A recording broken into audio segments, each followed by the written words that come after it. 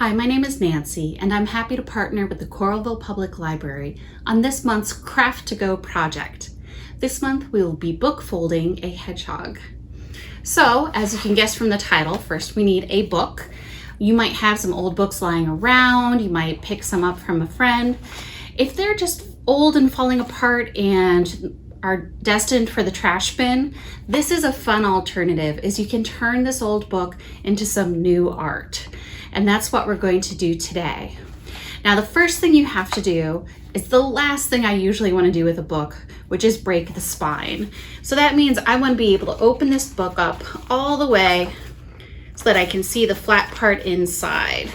This means that paperbacks are going to be a little easier to start with if you're doing this kind of project. If you do have an old hardcover that you're working with, you might want to take the covers off first. In this case, I'm going to leave them on just for now. So first things first, you want to get past the first couple of pages. For some reason, these never fold quite as well. Maybe they're not glued in place very well. I'm going to go ahead and tear the first few pages out right along the spine and set those aside. Those might get turned into some other craft project later. Next, I'm going to show you a simple 1, 2, 3 fold that I like to use for making these hedgehogs. It's really easy. You're just going to take the top right corner, fold it down. You're going to take the outer edge and fold it in toward the spine. And now I'm going to take that new right hand corner and fold it in to make a triangle. Don't worry, I'm going to do that a whole bunch of times so you'll get a chance to see what it looks like. So again, we're taking the right hand corner, folding it in toward the spine. Next, we're going to take this outer edge, fold that in toward the spine. And then I'm going to take this bottom corner and fold it in. We now have our first 2 pages. Don't worry, it goes a lot faster than you think it will. Here, watch.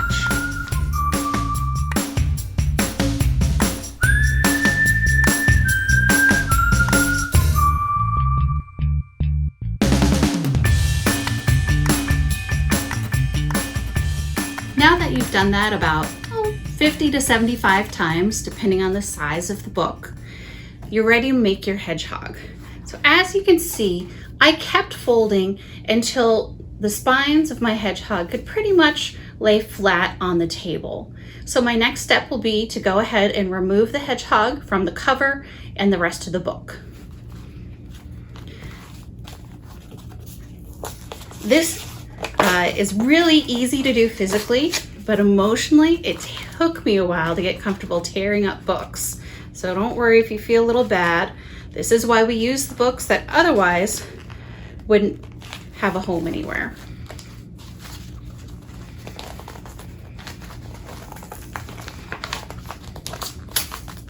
If you have a particularly tough one, you can always use an X-Acto knife, and that'll help cut the book off the spine. If you have any little ragged bits, we can just pull those off at the end. There we go. So now I check and I make sure that my hedgehog lies nice and flat once I spread out the quills. If I decided there weren't enough, I could always add a few more. I could glue a few more pages on here. There's a bunch of options. Next, we want to create a base for this guy. And I thought it would be fun to use a little felt today. So the easiest thing to do if you have a marker handy is to just lay your hedgehog down on the fabric and trace around the edge.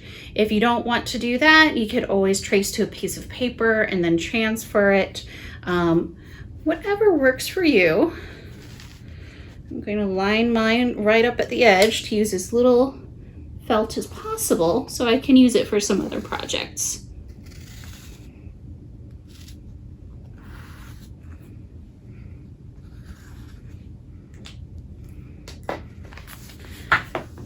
So now I have my outline and I'm ready to cut it out.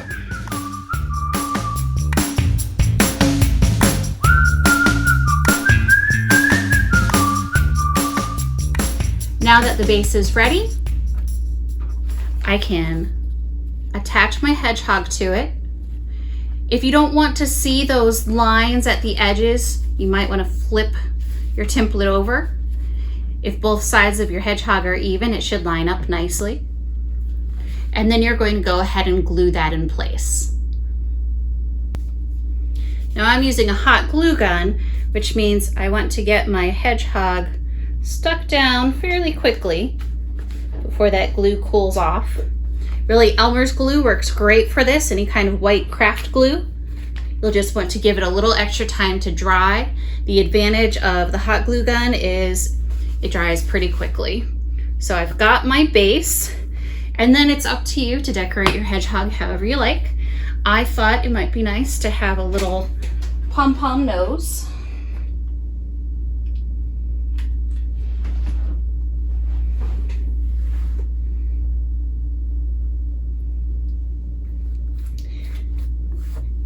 Googly eyes are always a great addition. I think in this case, I'll use 2 more of those pom-poms actually.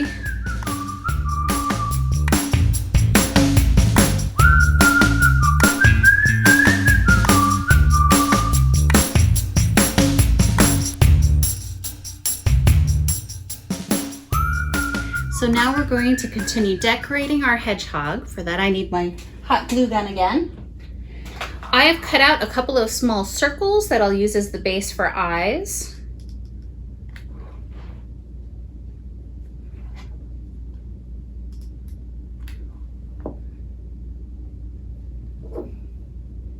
I'll top those off with a couple more of my little black pom-poms, or you can use googly eyes.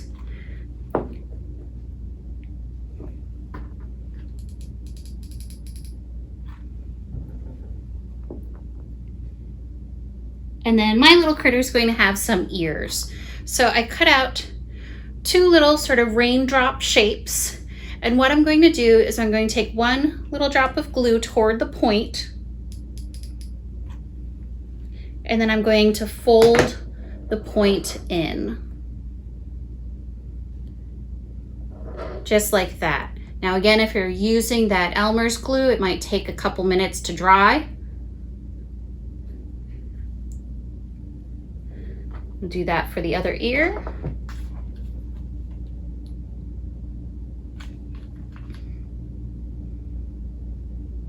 If you are using a hot glue gun, don't glue yourself. There's the other ear. And now I can put a little glue on the outer edge of that folded part and place the ear wherever you want it on your hedgehog. I think mine will go right about there.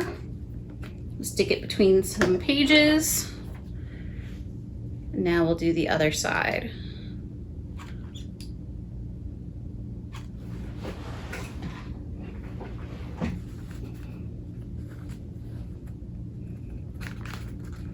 And I'm just kind of squeezing it tight to make sure that glue sets completely before I let go and fluff up the pages. And there is our book folding hedgehog. Now you can leave it just as it is, or if you really wanted to use it as a note holder, you can always take pictures, memos, incoming mail, and you could use it as a note holder for all of those different things. So it can be a fun thing on your desk, at work, or at school, or maybe it's just a decoration on your bookshelf, whatever you like. That's it for today. Thank you so much for joining me and for making some book folding hedgehogs. Hope to see you next month with the Coralville Public Library's Craft to Go.